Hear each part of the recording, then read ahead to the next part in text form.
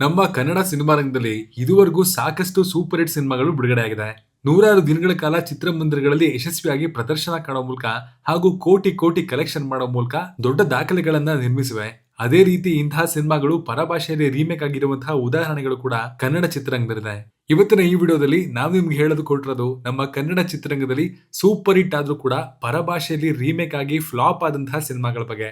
ಹಾಗಿದ್ರೆ ಬನ್ನಿ ಈ ಲಿಸ್ಟಲ್ಲಿ ಯಾವೆಲ್ಲ ಸಿನಿಮಾಗಳು ಬರುತ್ತೆ ಅನ್ನೋದನ್ನ ನೋಡ್ಕೊಂಡ್ ಬರೋಣ. ಈ ಲಿಸ್ಟಲ್ಲಿ ಕಾಣಿಸ್ಕೊಡೋ ಮೊದಲನೇ ಸಿನಿಮಾ ಜೋಗಿ.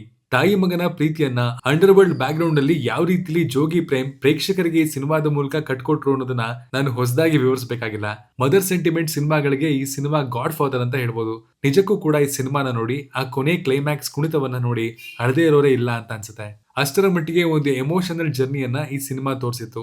ಶಿವಣ್ಣ ಹಾಗೂ ಅರುಂಧತಿ ನಾಗಿರವರು ಮಗ ಹಾಗೂ ತಾಯಿಯ ಪಾತ್ರದ ಪ್ರಭಾವ ಸಿನಿಮಾ ಬಿಡುಗಡೆಯಾಗಿ 2 ದಶಕಗಳೇ ಕಳೆದೋದ್ರೂ ಕೂಡ ಇವತ್ತಿಗೂ ಹಾಗೆ ಮನಸ್ಸಿನ ಆಳದಲ್ಲಿ ಉಳ್ಕೊಂಡ್ಬಿಟ್ಟಿದೆ.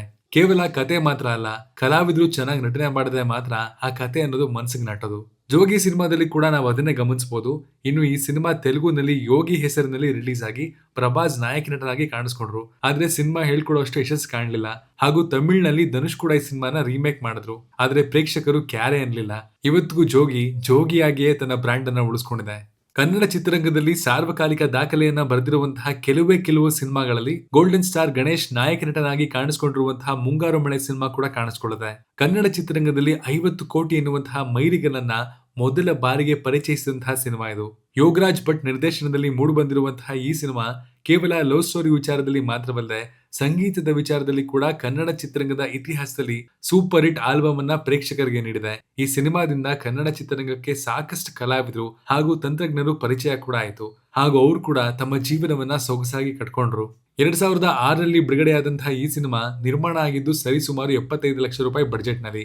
ಆದ್ರೆ ಕಲೆಕ್ಷನ್ ಮಾಡಿದ ಮಾತ್ರ 70 ಕೋಟಿಗೂ ಅಧಿಕ. 2008ರಲ್ಲಿ ತೆಲುಗುನಲ್ಲಿ ವಿನಯ್ ರೈ ಹೀರೋ ಆಗಿ ಕಾಣಿಸಿಕೊಂಡು ಸಿನಿಮಾ ಬಿಡುಗಡೆಯಾದ್ರೂ ಯಾವುದೇ ಮೋಡಿ ಮಾಡಲಿಲ್ಲ. ಕೇವಲ ತೆಲುಗು ಯಾಕೆ, ಮುಂಗಾರು ಮಳೆ ಸಿನಿಮಾ ಬೆಂಗಾಲಿ, ಒಡಿಯಾ ಹಾಗೂ ಮರಾಠಿ ಭಾಷೆಗಳಲ್ಲಿ ಕೂಡ ರೀಮೇಕ್ ಆಯಿತು. ಆದ್ರೆ ಒರಿಜಿನಲ್ ಗ್ಯಾಂಗ್ಸ್ಟರ್ ಆಗಿ ಉಳ್ಕೊಂಡಿದ್ದು ಮಾತ್ರ ನಮ್ಮ ಮುಂಗಾರು ಮಳೆ. ಈ ಲಿಸ್ಟಲ್ಲಿ ಕಾಣಿಸ್ಕೊಳ್ಳೋ ಮತ್ತೊಂದು ಸಿನಿಮಾ ಅಂದ್ರೆ ನಮ್ಮೆಲ್ಲರ ನೆಚ್ಚಿನ ಉಳಿದವರು ಕಂಡಂತೆ. ಉಳಿದವರು ಕಂಡಂತೆ ಸಿನಿಮಾ ಬಿಡುಗಡೆ ಆದಾಗ ಎಷ್ಟು ಯಶಸ್ವಿಯಾಗಿತ್ತೋ ಗೊತ್ತಿಲ್ಲ.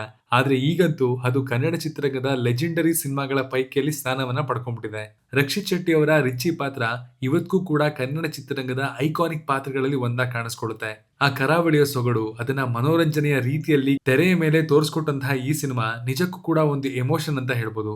ರಕ್ಷಿತ್ ಶೆಟ್ಟಿ ಹಾಗೂ ರಿಷಬ್ ಶೆಟ್ಟಿ ಇಬ್ರು ಕೂಡ ಒಂದ್ ರೀತಿಲಿ ಈ ಸಿನಿಮಾದ ಮೂಲಕನೇ ಕನ್ನಡಿಗರಿಗೆ ಜಾಸ್ತಿ ಪರಿಚಯ ಆದ್ರು ಅಂತ ಹೇಳ್ಬೋದು. ಈ ಸಿನಿಮಾದ ಬ್ರ್ಯಾಂಡ್ ವ್ಯಾಲ್ಯೂ ಇಂದ ಇದರ ಪ್ರೀಕ್ವೆಲ್ ರಿಚರ್ಡ್ ಆಂಟೋನಿಗೂ ಕೂಡ ಒಂದೊಳ್ಳೆ ಆಡಿಯನ್ಸ್ ಬೇಸ್ ಹುಡ್ಕೊಂಡಿದೆ. ಇನ್ನು ಈ ಸಿನಿಮಾವನ್ನ ನಿವಿನ್ ಪೋಲಿ ರಿಚ್ಚಿ ಅನ್ನೋ ಹೆಸರಿನಲ್ಲಿ ರೀಮೇಕ್ ಮಾಡಿದ್ರು.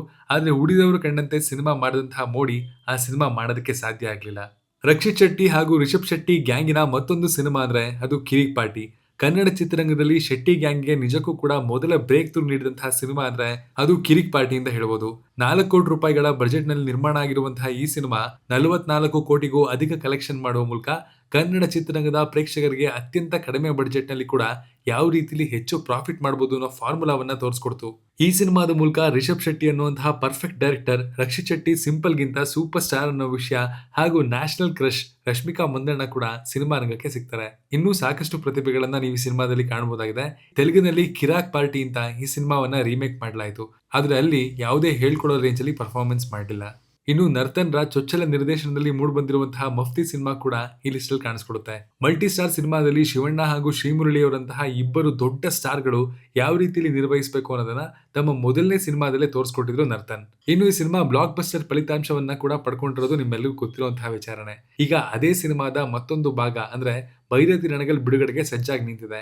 ಇನ್ನು ಮಫ್ತಿ ಸಿನಿಮಾವನ್ನ ತಮಿಳು ನಟ ಸಿಂಬು ನಾಯಕ ನಟನಾಗಿ ನಟಿಸಿರುವಂತಹ ಪತ್ತು ತಲಾ ಎನ್ನುವಂತಹ ಹೆಸರಿನಲ್ಲಿ ರೀಮೇಕ್ ಮಾಡಲಾಗಿತ್ತು. ಆದ್ರೆ ಕನ್ನಡದಲ್ಲಿ ಮಫ್ತಿ ಸಿನಿಮಾ ಸದ್ದು ಮಾಡಿದಷ್ಟು ಆ ಸಿನಿಮಾ ಸದ್ದು ಮಾಡೋದಕ್ಕೆ ಸಾಧ್ಯವಾಗಲಿಲ್ಲ. ಅದರಲ್ಲಿ ಸ್ಪೆಷಲ್ ಆಗಿ ಶಿವಣ್ಣ ಅವರ ಭೈರತಿ ನಡಗಲ್ ಪಾತ್ರವನ್ನ ಯಾರಿಂದಲೂ ಕೂಡ ಇಮಿಟೇಟ್ ಮಾಡಲು ಸಾಧ್ಯವಾಗಿಲ್ಲ ಅನ್ನೋದು ಪ್ರತಿಯೊಬ್ಬರ ಅಭಿಪ್ರಾಯ. ಇದೇ ರೀತಿ ತಮಿಳಿಗೆ ರಕ್ಷಿತ್ ಶೆಟ್ಟಿ ಅವರ ಗೋಧಿ ಬಣ್ಣ ಸಾಧಾರಣ ಮೈಕಟ್ಟು ಸಿನಿಮಾ ರೀಮೇಕ್ ಆಗಿತ್ತು.